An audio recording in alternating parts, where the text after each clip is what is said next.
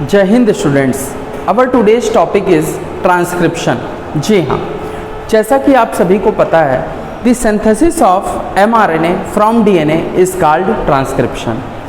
mRNA का formation होना कहाँ से? DNA से। इस प्रोसेस को हम क्या बोलते हैं? ट्रांसक्रिप्शन। स्टूडेंट्स, mRNA क्यों बनना ज़रूरी है? ताकि प्रोटीन्स का फॉर्मेशन हो चुके। जैसा कि आपने सेंट्रल डोग्मा में समझा था कि DNA से mRNA बनता है और mRNA से प्रोटीन बनते हैं। तो प्रोटीन बन पाए इसके लिए ज़रूरी है mRNA का या फिर RNA का फॉर्मेशन होना। ये जो RNA का फॉर्मेशन है ये कहाँ से होगा? DNA से होगा। तो ऑब्वियसली जो सिंथेसिस ऑफ DNA है फ्रॉम द mRNA और यू कैन से the synthesis of RNA from the DNA is called transcription. तो आप डिफिनेशन में क्या लिखोगे? क्या है ट्रांसक्रिप्शन? आप लिखोगे transcription is the process in which synthesis of, किसकी सिंथेसिस स्टूडेंट? RNA की। कहाँ से? From the DNA it takes place. ये ट्रांसक्रिप्शन की प्रोसेस कहाँ पर हो रही होगी? Inside the nucleus in case of eukaryotes, क्योंकि DNA कहाँ पर प्रेजेंट है स्टूडेंट्स? हमारे न्यूक्लियस में प्रेजेंट है। तो अगला क्वेश्चन यहाँ पर ये होता है, आपके मन में आता है कि सर ये ट्रांसक्रिप्शन पर ठीक है RNA पॉलीमरेज आएगा, सिग्मा फैक्टर्स आएंगे, इनिशिएशन, एलोंगेशन, टर्मिनेशन होगा, फाइनली रो फैक्टर्स आएंगे, लेकिन हमारे सर ये कैसे, इसे हम क्यों पढ़ें? इसे हम मतलब ठीक है सारी मैकेनिज़्म हम पढ़ रहे हैं, लेकिन इसका डेली टू डे लाइफ में हमारे MBBS होने के बाद या फिर हमारी साइंटिफिक कम्युनिटी में इसका क्या यूज़ है? तो स्टूडेंट्स, आपके इंटरेस्ट को बिल्डअप करने के लिए मैं अगर आपसे कहूँ कि आप कोई भी एंटीबायोटिक लेते हो, आपको डॉक्टर कोई भी एंटीबायोटिक देते हैं। सपोज डॉक्टर्स ने आपको कौन सी एंटीबायोटिक दी? रिफामाइसिन। जी हाँ, कौन सी एंटीबायोटिक दी? रिफामाइसिन। ये क्या है? एक एंटीबायोटिक है। ये रिफामाइसिन आपने डॉक्टर से क्यों ली या फिर डॉक्टर ने आपको क्यों दी? ताकि वो बैक्टीरिया की ग्रोथ को इनहिबिट कर सके। जो भी आपकी बॉडी में जो डिजीज़ कॉजिंग एजेंट हैं, जो भी बैक्टीरिया हैं, जो भी पैथोजन हैं, माइक्रो ऑर्गेनिज्म हैं, उनकी ग्रोथ को इनहिबिट किया जा सके, या दूसरे शब्दों में कहें तो उन्हें किल किया जा सके। तो ये जो किल करने की प्रोसेस है बैक्टीरिया को, यानी कि प्रोकैरियोटिक ऑर्गेनिज्म को, वो कैसे किल करेंगे? तो या तो वो रेप्लिकेशन को ब्लॉक कर रहे होंगे, या तो ट्रांसक्रिप्शन को ब्लॉक कर रहे होंगे, या फिर ट्रांसलेशन को। जी हाँ, जैसे डिफरेंट वेराइटीज़ ऑफ ड्रग्स हैं, जैसे क्लोरमफेनिकॉल है, ये ट्रांसलेशन को ब्लॉक करेगी। तो आपको ट्रांसलेशन अच्छे से समझना चाहिए ताकि आप जान पाएँ कौन सी ड्रग कहाँ पर काम कर रही है। Getting my point? जैसे प्यूरोमाइसिन है, क्लोरमफेनिकॉल है, ये किसे इनहिबिट करेंगी? ट्रांसलेशन को। क्लियर? एम्स में इन एंटीबायोटिक बेस्ड क्वेश्चंस पूछे जाते हैं। I will tell you in detail. Rifamycin किसे इनहिबिट करती है स्टूडेंट्स? ब्लॉक करती है किसे? ट्रांसक्रिप्शन को। तो ये सारी बातें हम समझेंगे इन द लास्ट कि कोई भी एंटीबायोटिक किस तरीके से ट्रांसक्रिप्शन की प्रोसेस को या ट्रांसलेशन की प्रोसेस को ब्लॉक करेगी। तो अभी के लिए आपको सिंपली ये बात समझ लेनी है कि आप MBBS होने के बाद किसी भी पेशेंट को जो एंटीबायोटिक देंगे वो बैक्टीरिया की ग्रोथ को इनहिबिट करेगी, पैथोजन को किल करेगी। कैसे किल करेगी? By inhibiting the central dogma. जी हाँ, रेप्लिकेशन, ट्रांसक्रिप्शन और ट्रांसलेशन डिफरेंट एंटीबायोटिक हैं जो स्पेसिफिक हैं किसके लिए? रेप्लिकेशन, ट्रांसक्रिप्शन और ट्रांसलेशन के लिए। आई होप दिस टाइम आपको ये सारे पॉइंट्स बेहतर तरीके से समझ में आ गए होंगे। तो स्टूडेंट्स, हम लोग फर्स्ट टाइम क्या समझेंगे, क्या लिखेंगे? What was the definition of transcription? तो द प्रोसेस ऑफ, कैसे लिखेंगे आप? द प्रोसेस ऑफ, किसकी process student? The process of synthesis of, किसकी synthesis student? Synthesis of RNA, synthesis of RNA from DNA, synthesis of RNA from DNA। कहाँ से students? DNA से। Clear? जैसे कि आपको समझाने के लिए मैं यहाँ पर एक DNA बना देता हूँ। जी हाँ, ये स्टूडेंट्स क्या है? हमारा एक DNA molecule. Clear? It is what? It is our DNA। Obvious सी बात है, यहाँ पर क्या होगा? 5 प्राइम। क्लियर? यहाँ पर ये क्या होगा? 3 प्राइम, और यहाँ पर क्या होगा स्टूडेंट्स? 3 प्राइम, और फिर यहाँ पर क्या होगा? ये 5 प्राइम। Getting my point? अब ये जो 5 प्राइम टू 3 प्राइम और ये 3 प्राइम टू 5 प्राइम है, ये क्या है, पोलैरिटी है, anti parallel strands of the DNA है। इस डीएनए से स्टूडेंट्स क्या बनेगा हमारा, एमआरएनए, आरएनए। ये जो डीएनए से आरएनए बनना है, यहाँ पर हम एमआरएनए को ही कंसिडर कर रहे हैं, but rRNA, tRNA also found by the DNA molecule. तो ये जो एमआरएनए बना है, यहाँ पर मैंने इसे किस तरीके से एक स्ट्रेट लाइन से, एक सिंगल लाइन से रिप्रेजेंट किया है। तो आप समझ पा रहे होंगे कि आरएनए सिंगल स्ट्रैंडेड है और डीएनए डबल स्ट्रैंडेड है। हाँ सर, ये जो डीएनए से आरएनए बना, ये कैसे बना स्टूडेंट्स, किसी प्रोसेस से बना। उस प्रोसेस का क्या नाम है, ट्रांसक्रिप्शन। जी हाँ, क्या नाम है उस प्रोसेस का, ट्रांसक्रिप्शन। गेटिंग माय पॉइंट, जी, transcription.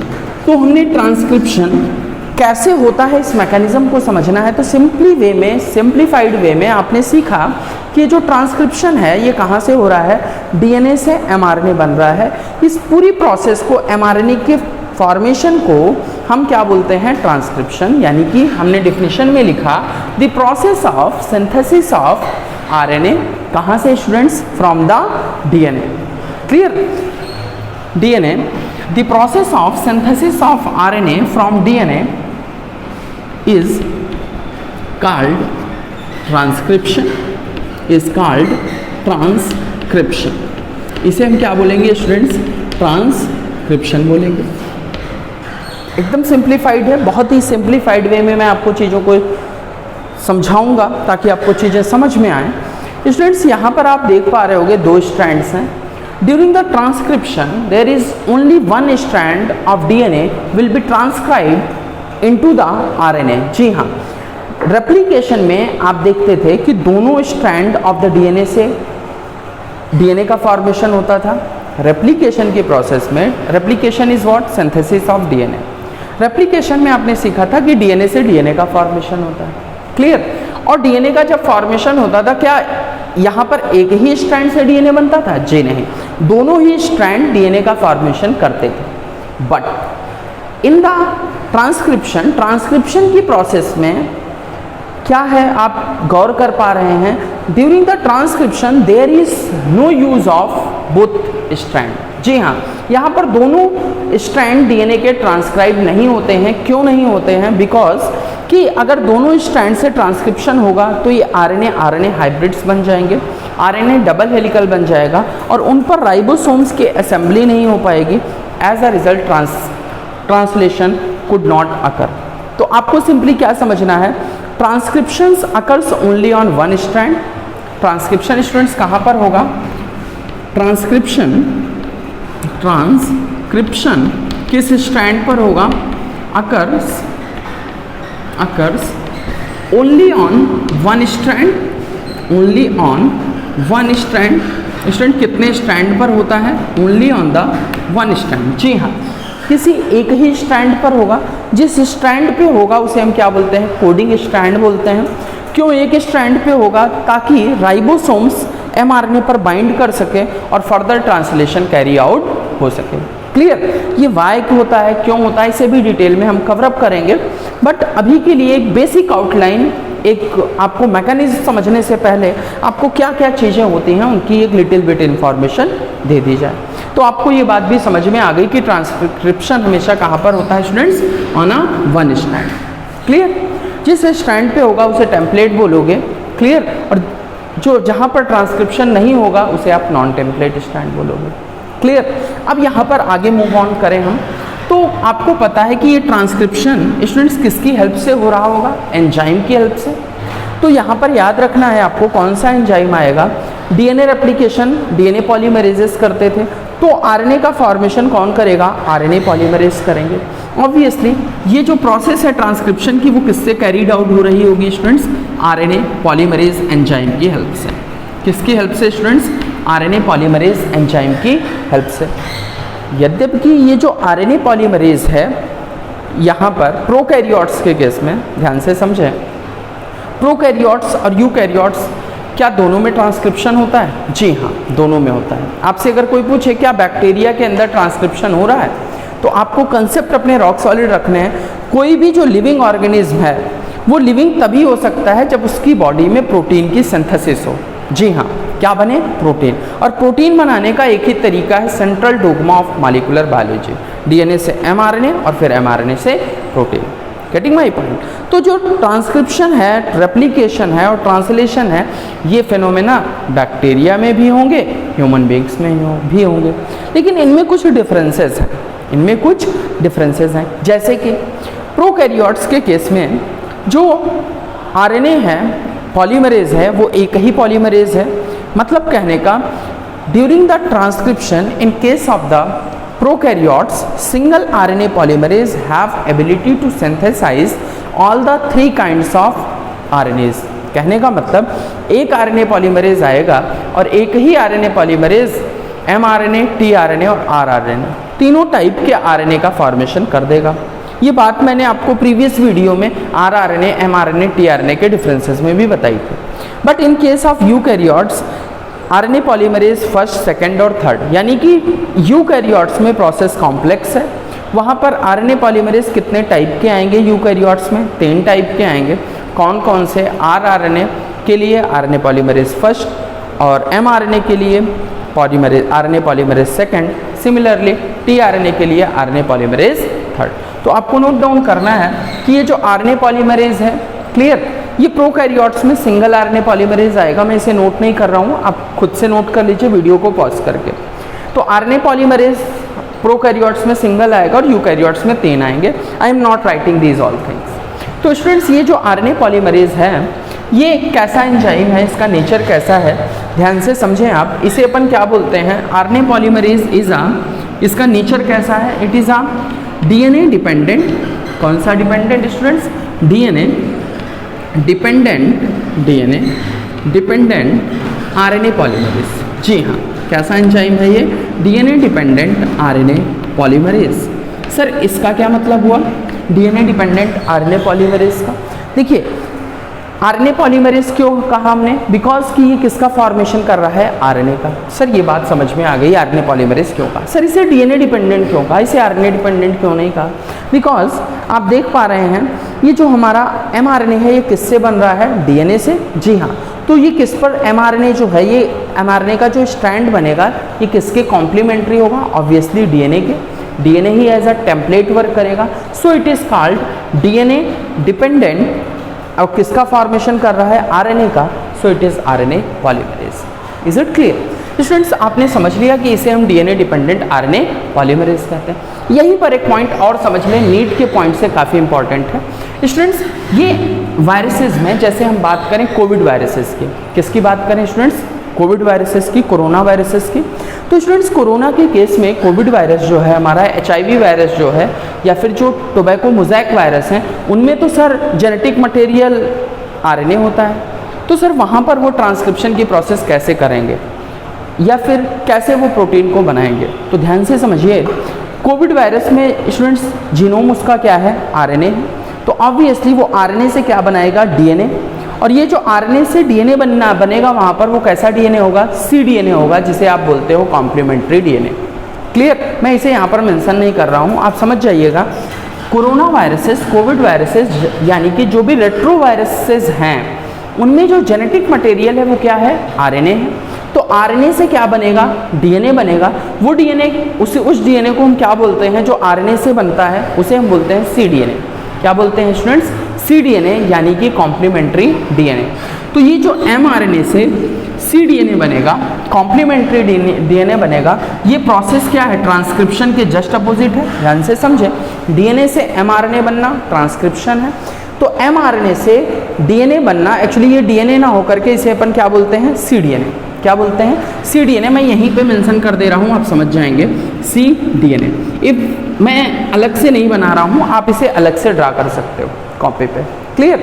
To save the time मैं इसी तरीके से कर रहा हूँ। एमआरएनए से क्या बन जाएगा? CDNA. If the case of COVID viruses or you can say retroviruses. तो सर ये जो एमआरएनए से सीडीएनए बना, यहाँ पर ट्रांसक्रिप्शन की प्रोसेस रिवर्स ऑर्डर में रन की। जी हाँ, तो इसीलिए हम इसे क्या बोलते हैं? Reverse transcription. Reverse transcription. तो स्टूडेंट्स, आपने क्या सीखा? आपने सीखा क्या सीखा? कि जो रेट्रो वायरसेस हैं, ऐसे वायरसेस जिनमें RNA as a genetic material है, वो इस आरएनए से पहले सीडीएनए बनाते हैं, आरएनए से सीडीएनए बनाते हैं। सी का मतलब यहाँ पर क्या है? Complementary DNA. और ये जो प्रोसेस है ये कैसी है, रिवर्स हो रही है, इसीलिए हमने क्या बोला, रिवर्स ट्रांसक्रिप्शन। अब ये रिवर्स ट्रांसक्रिप्शन को कौन कराएगा, कोई एंजाइम कराएगा। उस एंजाइम का क्या नाम है, जी हाँ, रिवर्स ट्रांसक्रिप्टेज। क्या नाम है स्टूडेंट्स, रिवर्स ट्रांसक्रिप्टेज। तो आप अपनी कॉपी में नोट करके क्या लिखोगे, रिवर्स ट्रांसक्रिप्टेज के बारे में। किसके बारे में लिखोगे स्टूडेंट्स, रिवर्स ट्रांसक्रिप्टेज के बारे में। तो स्टूडेंट्स रिवर्स ट्रांसक्रिप्टेज क्या हैं, रिवर्स ट्रांसक्रिप्टेज एंजाइम्स हैं। ये रिवर्स ट्रांसक्रिप्टेज एंजाइम कहाँ पर मिलते हैं, वायरसेस में। सर कौन से वायरसेस में, क्या सारे के सारे वायरसेस में ये रिवर्स ट्रांसक्रिप्टेज होते हैं, जी नहीं। किन वायरसेस में ये रिवर्स ट्रांसक्रिप्टेज एंजाइम प्रेजेंट होंगे, जो रेट्रो वायरसेस हैं। तो यहाँ पर आप अगर ध्यान से देखें रिवर्स ट्रांसक्रिप्टेज और आरएनए पॉलीमरेज के नेचर में, तो यहाँ पर आप क्या पाओगे, रिवर्स ट्रांसक्रिप्टेज को क्या बोलोगे, डीएनए डिपेंडेंट आरएनए पॉलीमरेज बोलेंगे, या आरएनए डिपेंडेंट डीएनए पॉलीमरेज बोलेंगे, या आरएनए डिपेंडेंट आरएनए पॉलीमरेज बोलेंगे, या डीएनए डिपेंडेंट डीएनए पॉलीमरेज बोलेंगे।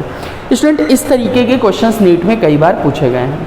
तो आपको प्रोसेस अगर याद है, आपने कंसेप्ट मेरे साथ अगर अच्छे से समझे हैं, तो आप बिना रटे इसका आंसर दे सकते हैं। कैसे, सर ने बताया था कि जो भी एंजाइम्स हैं वो किस पर डिपेंड कर रहा है, मैं ये देखना चाहिए।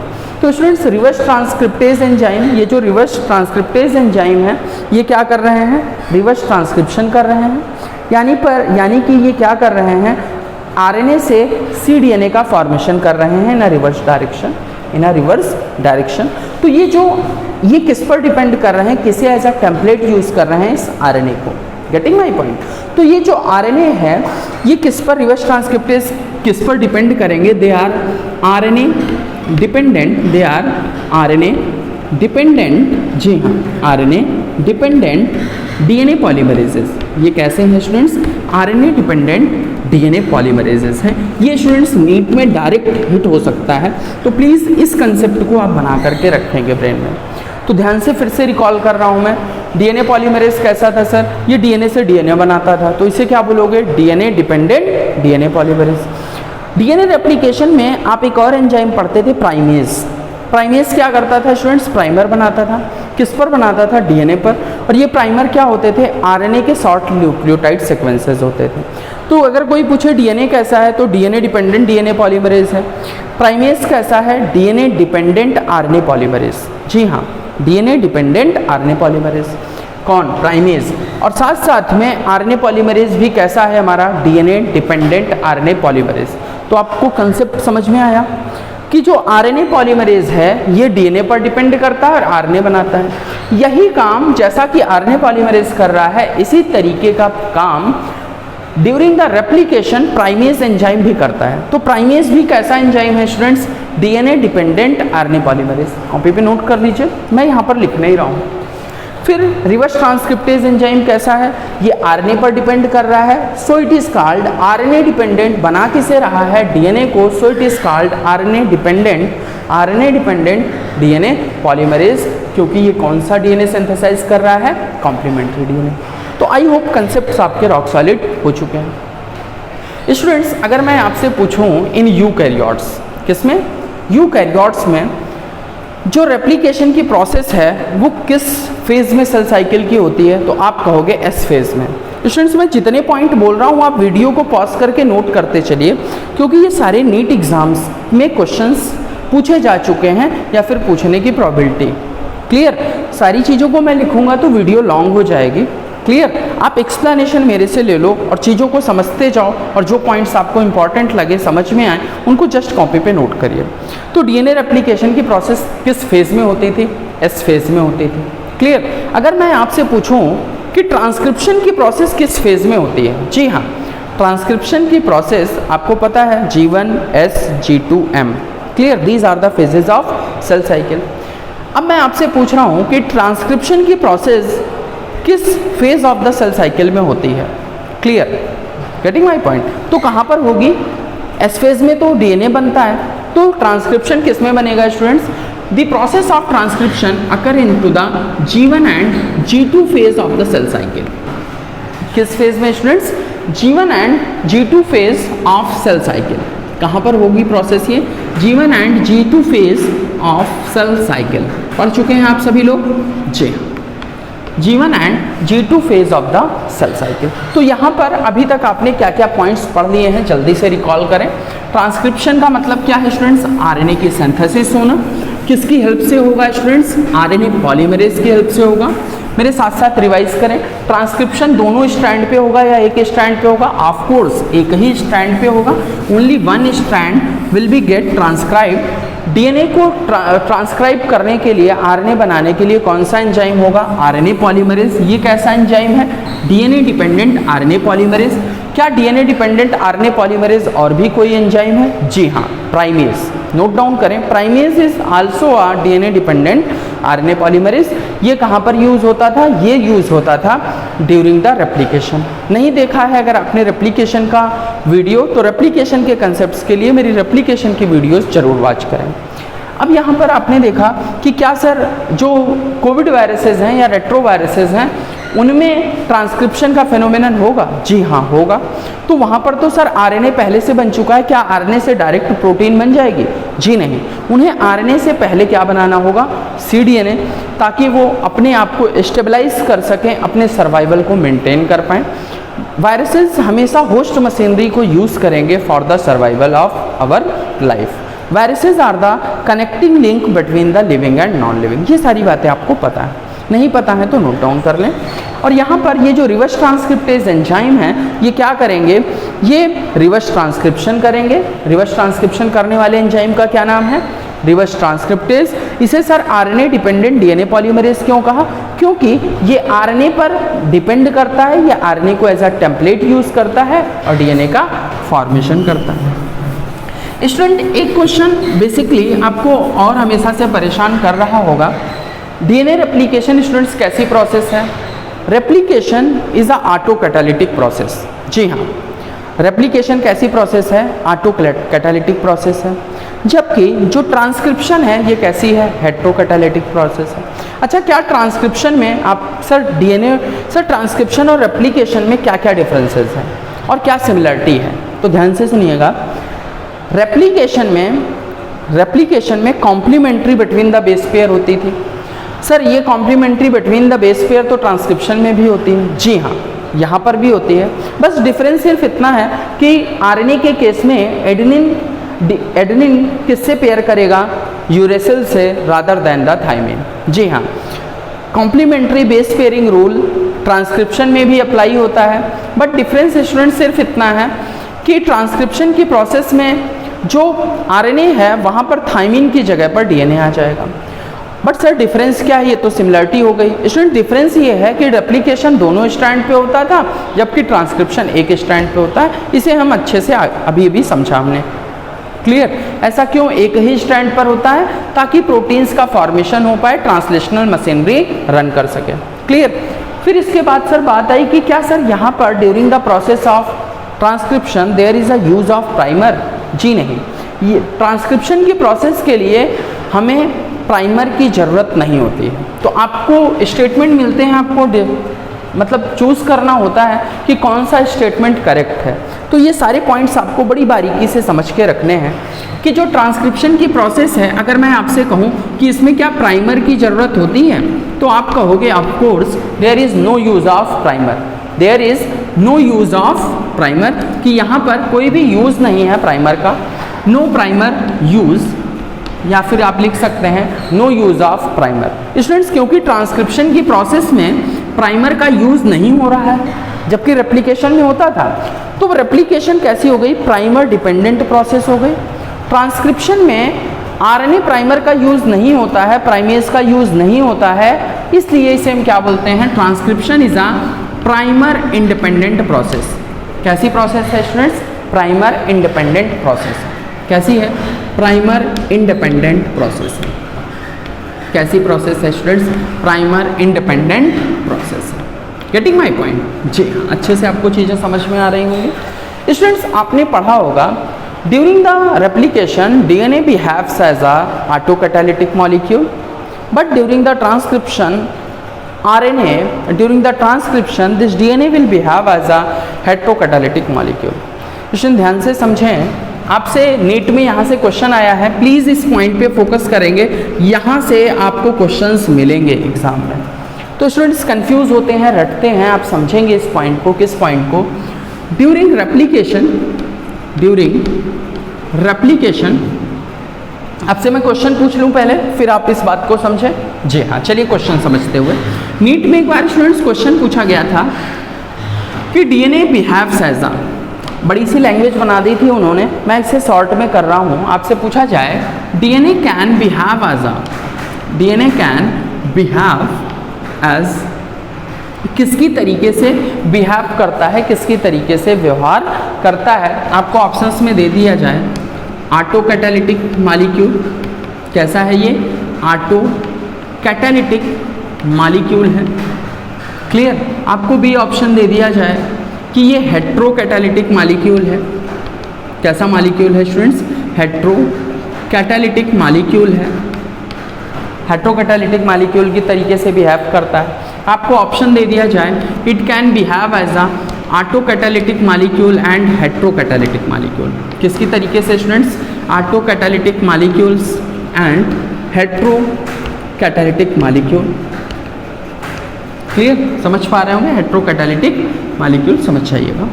डी ऑप्शन आपको दे दिया जाए it is a non catalytic molecule, non catalytic molecule, या फिर आपसे बोल दिया जाए नन ऑफ दीज। क्या बोल दिया जाए? नन ऑफ दीज, ऐसा भी तो बोल सकते हैं जी। Is it clear? Then which option is correct? Please आप लोग कमेंट में मुझे बताइएगा कि कितने स्टूडेंट्स थे जिन्होंने मेरी एक्सप्लेनेशन से पहले ही इसका करेक्ट आंसर दिया था। तो please students, I will appreciate your knowledge, और मुझे लगेगा कि और मुझे बेहतर वीडियोस बनानी चाहिए। आपको मेरी बातें समझ में आ रही हैं, एक इंटरेक्टिव सेशन हो, इसके लिए आप कमेंट्स में ज़रूर आंसर्स बताएं कि आपने ये आंसर्स मेरी एक्सप्लेनेशन से पहले करेक्ट किए थे या फिर इनकरेक्ट किए थे। Students, honesty is the key of success. आपको सच सच बोलना है जो भी हुआ हो। क्लियर? तो स्टूडेंट्स, इसका आंसर कौन सा होगा आप मुझे कमेंट में बताओगे। अब मैं एक्सप्लेन कर रहा हूँ। DNA can behave as a auto catalytic as well as hetero catalytic molecule. जी हाँ, डीएनए जो होता है ये किस तरीके से बिहेव करता है? ऑटो कैटालिटिक मॉलिक्यूल की तरीके से भी बिहेव करता है और हेट्रो कैटालिटिक मॉलिक्यूल की तरीके से भी बिहेव करता है। Now the question arises, sir कब ये ऑटो कैटालिटिक की तरह से काम करेगा और कब ये हेट्रो कैटालिटिक की तरीके से वर्क करेगा?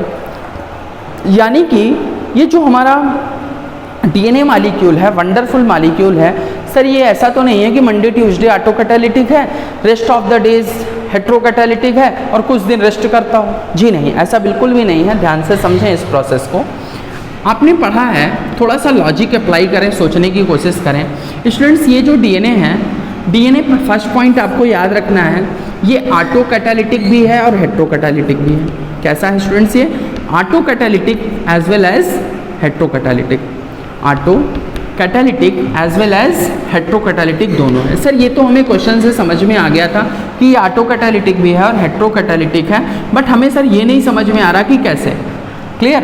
कि ये ऑटो कैटालिटिक है तो कैसे और ये हेट्रो कैटालिटिक है तो कैसे, इसी बात को समझना है। Students, during the process of replication, किस प्रोसेस में स्टूडेंट्स? रेप्लिकेशन की प्रोसेस में। किसकी प्रोसेस हो रही है स्टूडेंट्स? रेप्लिकेशन की प्रोसेस हो रही है। क्लियर? रेप्लिकेशन की प्रोसेस में आप सभी लोगों को पता है क्या होता है? Synthesis of DNA from the DNA. जी हाँ, डीएनए से डीएनए का फॉर्मेशन होता है। जी हाँ, ये हमारा क्या है? डीएनए मॉलिक्यूल है। इस रेप्लिकेशन की प्रोसेस में क्या हो रहा होगा? डीएनए से डीएनए बन रहा होगा।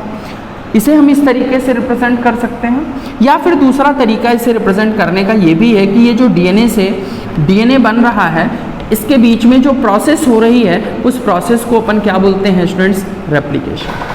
Getting my point? Replication is what? Synthesis of DNA from the DNA. तो स्टूडेंट्स, आप देख रहे हैं ऑटो का मतलब स्टूडेंट्स क्या होता है? Auto means self. Auto means self. क्या अपनी ये खुद की कैटालिसिस कर रहा है? क्या ये अपना खुद का फॉर्मेशन खुद से ही कर रहा है? जी हाँ, डीएनए से डीएनए बन रहा है, सेल्फ से ही डीएनए बन रहा है। So it is called as the autocatalytic process. Sir ये बात तो समझ में आ गई। How it is hetero catalytic molecule? Clear? तो it is hetero catalytic molecule, जैसे कि आपने अभी अभी जस्ट पढ़ा कि there is a formation of DNA into the RNA. Clear?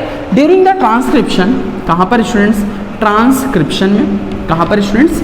Transcription में। ट्रांसक्रिप्शन का मतलब क्या है? डीएनए से आरएनए का बनना। जी, डीएनए से आरएनए का बनना। ये जो स्टूडेंट्स डीएनए से आरएनए का बनना है, इस फेनोमेनन को हम क्या बोलते हैं? ट्रांसक्रिप्शन। तो अब यहाँ पर आप देख पा रहे हो hetero means what students? Hetero means different. Getting my point? Hetero means different, यानी कि यहाँ पर आप देख पा रहे हो डीएनए से आरएनए का फॉर्मेशन हो रहा है। क्लियर? तो यहाँ पर एक डिफरेंट मॉलिक्यूल बन रहा है from the different template. Clear? यहाँ पर आप देख रहे हो डीएनए से डीएनए बन रहा है, दोनों ही सेम मॉलिक्यूल्स हैं। So the you can say auto means what? Self, or you can say same molecules will be synthesised from the self. But here RNA is not synthesized from the RNA molecule. RNA is synthesized from the DNA molecule, or you can say from the different molecule, and the hetero means what? Different. So we can say that transcription is the heterocatalytic process. I hope आपको ये point काफ़ी अच्छे से समझ में आ गया होगा। Clear? तो स्टूडेंट्स आप अपनी कॉपी पे क्या नोट करोगे? जो पॉइंट्स आपने समझे हैं मैं यहाँ पे लिख नहीं रहा हूँ, आप नोट करिए मेरे साथ साथ। ड्यूरिंग रेप्लिकेशन, जी हाँ, ड्यूरिंग रेप्लिकेशन के दौरान DNA behave as a auto catalytic molecule. जी हाँ, आपने क्या नोट डाउन किया? During replication DNA behave as a auto catalytic molecule. Clear? But यहाँ एक बड़ा सा बट है, बट में आपने क्या लिखा? But during transcription DNA behave like a heterocatalytic molecule. Clear? तो अब आपसे कोई पूछे रेप्लिकेशन कैसी प्रोसेस है, आप बता पाएंगे रेप्लिकेशन ऑटोकैटालिटिक प्रोसेस है। क्लियर? जबकि ट्रांसक्रिप्शन कैसी प्रोसेस है? हेट्रोकैटालिटिक प्रोसेस है। तो ये पॉइंट्स आपको अच्छे से समझ में आ गए। तो आपको अपनी कॉपी में आपने नोट कर लिया कि रेप्लिकेशन कैसी प्रोसेस है स्टूडेंट्स? ऑटोकैटालिटिक प्रोसेस है। क्यों है आपने ये भी समझा, क्योंकि डीएनए से डीएनए बनता है। अब आरएनए ये जो ट्रांसक्रिप्शन है ये कैसी प्रोसेस है? हेट्रोकैटालिटिक प्रोसेस है। तो स्टूडेंट्स आज की क्लास में अपन यहीं पे वीडियो को कंपाइल कर लेते हैं, क्योंकि transcription unit, promoter, structural gene और टर्मिनेटर, इन सारी चीज़ों के बारे में डिटेल में समझा पाना मुमकिन नहीं है, वीडियो बड़ी हो जाती है। तो आई होप आपको वीडियो अच्छी लगी होगी।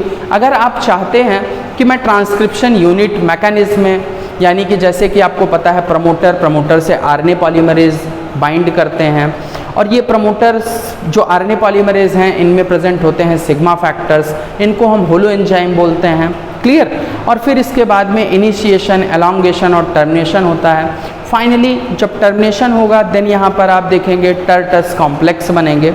ये सारी जो मैकेनिज्म है पूरी की पूरी ट्रांसक्रिप्शन की, अगर आप इसके लिए सेपरेट वीडियो चाहते हैं तो प्लीज़ आप मुझे कमेंट में बताइएगा, ताकि मैं आपके लिए फिर से ट्रांसक्रिप्शन यूनिट पर एक अच्छी सी वीडियो बना पाऊँ, जहाँ पर आप समझ पाएँ कि क्यों एक ही स्ट्रैंड ट्रांसक्राइब होता है। अभी तो मैंने लिटिल बिट एक्सप्लेनेशन दी है, मैं इसके दोनों रीजंस आपके साथ शेयर कर सकूं, और साथ साथ में कि कैसे ऐसा क्या होता है प्रोकैरियोटिक ट्रांसक्रिप्शन और यूकैरियोटिक ट्रांसक्रिप्शन में क्या डिफरेंसेस हैं। जैसा कि आपको पता है इन्हांसर प्रेजेंट होता है during the eukaryotic transcription system. Enhancer absent कहाँ पर है? प्रोकैरियोट्स में। इन्हांसर प्रेजेंट कहाँ पर है? प्रोकैरियोट्स पे। ये सारी इंपॉर्टेंट इन्फॉर्मेशन है रिगार्डिंग द नीड्स। आपको समझ में आना चाहिए कि कौन सा स्ट्रैंड टेम्पलेट है, कौन सा नॉन टेम्पलेट है, कौन सा सेंस है, कौन सा एंटी सेंस है, और क्यों एक ही स्ट्रैंड पर होता है। आपसे यहाँ से क्वेश्चंस आते हैं, तो प्लीज़ आप एक बार अच्छे से पढ़िए। मैंने सारे पॉइंट्स आपको लगभग एक्सप्लेन कर दिए हैं। अगर आपको एनसीईआरटी समझने में, क्वेश्चंस को अटेम्प्ट करने में प्रीवियस ईयर अगर कोई डाउट हो रहा है तो प्लीज़ आप मुझे कमेंट्स में बताइएगा कि मैं इसके आगे ट्रांसक्रिप्शन यूनिट पर और इसकी मैकेनिज्म पे वीडियो बनाऊं, या फिर अदरवाइज़ कोई किसी नए टॉपिक पे। तो आप कोई भी टॉपिक भी मुझे बता सकते हो जिस पर आप वीडियोज़ चाहते हो जो आपके लिए कन्फ्यूजिंग है। Thanks a lot students, we will meet next day.